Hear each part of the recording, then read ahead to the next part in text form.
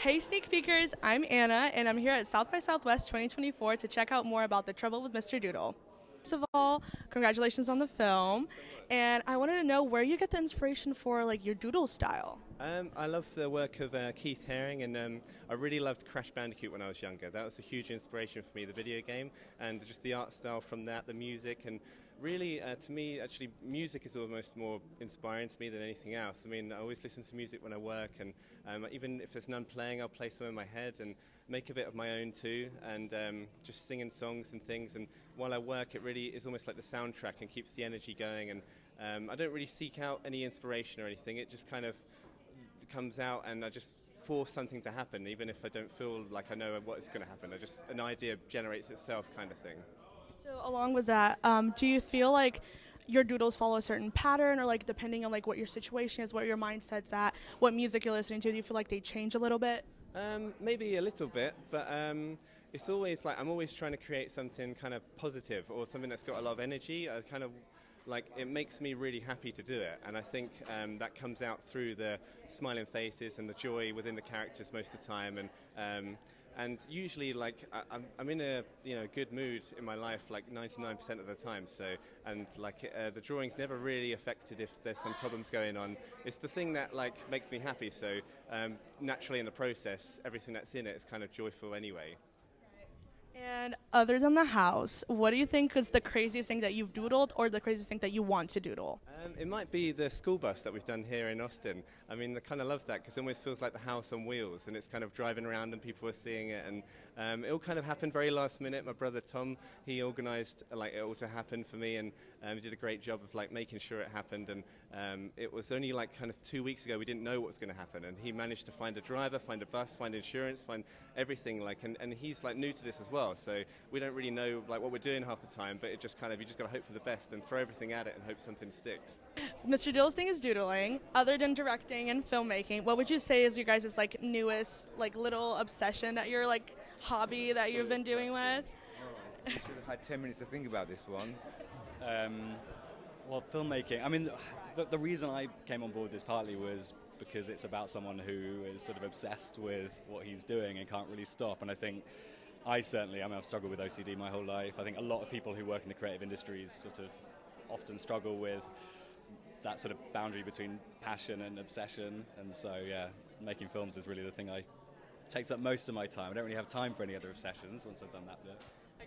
Yeah, I mean, I think I have a tendency to collect odd people and strange stories, and it's fascinating and lovely. And we're privileged to meet people doing strange things and then make films about them rather than just carry on with our lives. So I think that's probably my obsession, is like collecting interesting people.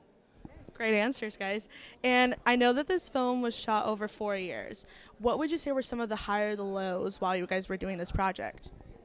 Well, that's actually a really complicated question because the film is over quite a long time frame, but much of that is archive. So lots of the film is composed of family archive from Sam as a kid or as a baby or playing with his friends or doing stuff as a teenager at university. So it does go across quite a big span, but we were only really making the film probably for a couple of years, and so it's been really hard to kind of manage that archive because there's so much of it, and that's a big responsibility. You kind of distill years, decades into 90 minutes, but hopefully we've done a job that kind of represents Sam well and honestly. Yeah, in terms of the personal highlight for me, it's the fact that we made the film with Sam, about Sam, and just to be able to collaborate with an artist at his level is a real privilege. But I also think that the process of making a film is hard, and he's shown, and his whole family has shown, amazing kind of vulnerability and honesty and bravery. And to go through that process, it's always a kind of fraught process to kind of, as a doc filmmaker, walk people through that. And the fact that he loves the film and he's really proud of it, and he also, I think, importantly feels as though it's been a really cathartic experience for him. It's kind of an overused word, but I think I can't speak for him, but when he does speak about it, he talks about the process of making the film as something that's really helped him through a tricky period in his life. And yeah, I feel really proud that we've navigated him along that He road. started this process having no idea what it would involve at all, and he's gone through a big kind of like revelation about himself, I think, in making it, and that's really humbling for us actually, and makes it kind of rewarding for us to kind of be part of something. Yeah. And that really is unusual. I mean, that sounds like that's really unusual. It's like a real experience for us to get that, and hopefully we'll wait and see what audiences make of it. Thank you guys so much. And just one more thing, what would you say is some advice for us, like students that are going into film or TV or something like that? What would you give us advice on? Don't try the easy way, because that's not going to make any good film.